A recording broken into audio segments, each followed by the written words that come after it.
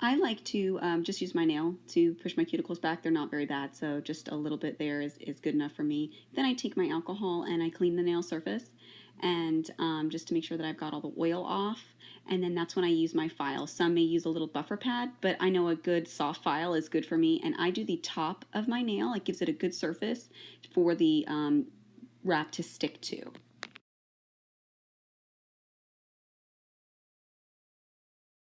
Then I pick a wrap I'm going to use and I size it down, making sure that it is just a tiny bit smaller than the nail I'm actually putting it on. And then I use a little stick, or you can use tweezers just to pull it off. And then that's when I heat it. About 3 to 5 seconds is good for most wraps. You can see it starts to curl a little bit when it gets ready. And then just place it on the finger in the right position, making sure no cuticle and no skin is touching it.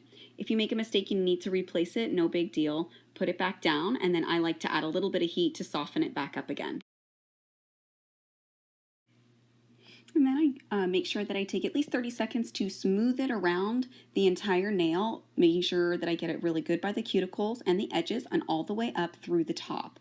And then what I like to do to make sure I get a good, nice, smooth surface is I give a little tug at the end to smooth it out.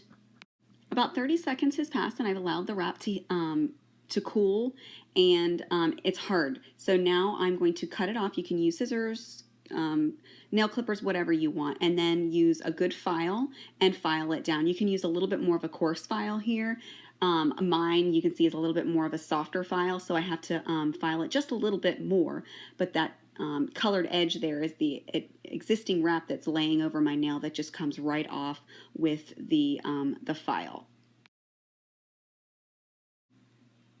And as you can see, it's ready to go. It's a nice smooth edge and everything's sealed down, and you should get a week to 2 weeks out of that one nail.